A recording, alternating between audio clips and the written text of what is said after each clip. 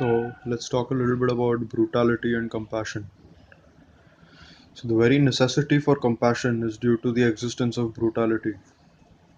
It's because reality profoundly tests the character of human beings in general that we get emotionally scarred due to the traumatic experiences that we go through, and the healing of that trauma is what necessitates compassion. We seek compassion from the other when we are in a state of trauma. So, compassion and brutality are two sides of the same coin, which is suffering basically. Brutality is the cause of suffering, and compassion is the antidote to suffering. So, the first step in compassion is to be compassionate to your own ego, because the ego is an imaginary separate self that you have imagined into existence. And this separate self is in a state of constant fear and desire, as we have discussed, and therefore is in a state of perpetual suffering. So if you were to see something that is in perpetual suffering, you would obviously naturally have the instinct to show utmost kindness towards that suffering entity. You come into contact with a human being who's in deep pain, the natural impulse is to express compassion and support to that human being. But when you realize your own suffering, it becomes your responsibility to show compassion to yourself first, to neutralize your suffering with your own compassion. Firstly, your suffering is your creation because you have misidentified yourself with the temporary, apparently limited, and apparently separate body mind identity, which is the root of fear and desire, as we have discussed, and which causes suffering, attraction and repulsion, motion through space and time, conflict, running away, all these phenomena, basically, which are parts of suffering. So, compassion begins with compassion for the ego. At the level of the absolute truth, there is no ego, as we have discussed.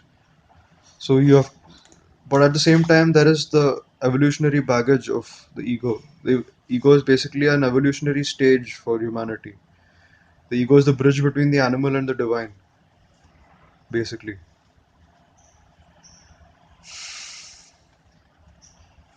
So anyone who has lived long enough knows without a shadow of a doubt that life includes a certain amount of brutality. And this brutality is basically the thwarting of the ego's desires, the desires of the ego. I want this, I want that, and then when you don't get what you want, you suffer and you look at the situation as brutal.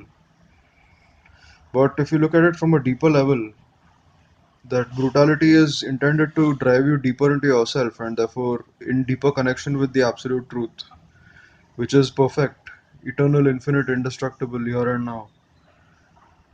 So, whatever it is you are trying to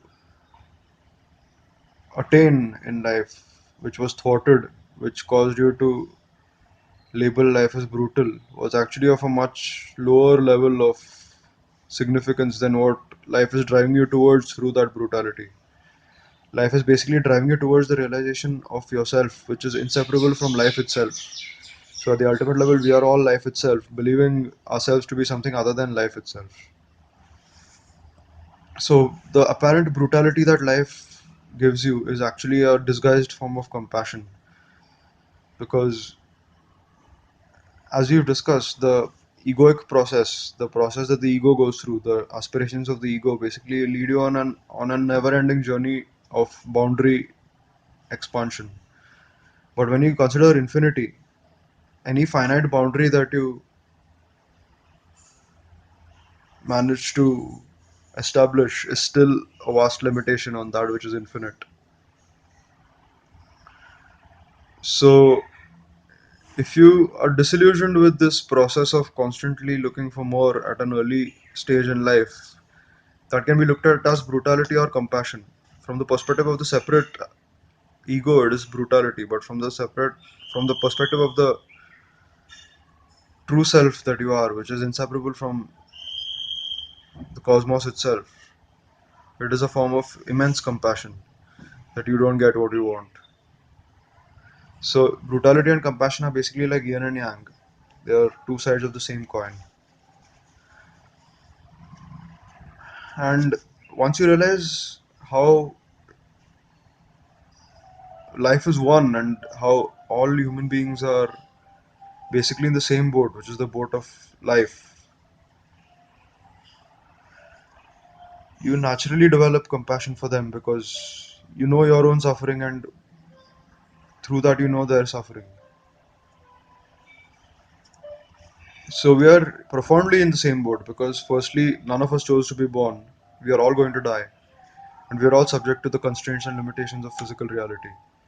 So regardless of how special you consider yourself to be, you are still subject to the fundamental human condition.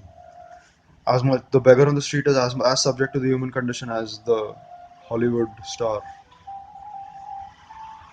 So that realization gives rise to natural compassion for the other,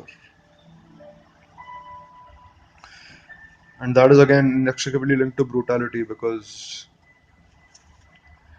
when you've seen the brutality that you've been through, you realize that the other has been through a millionfold the same brutality as you.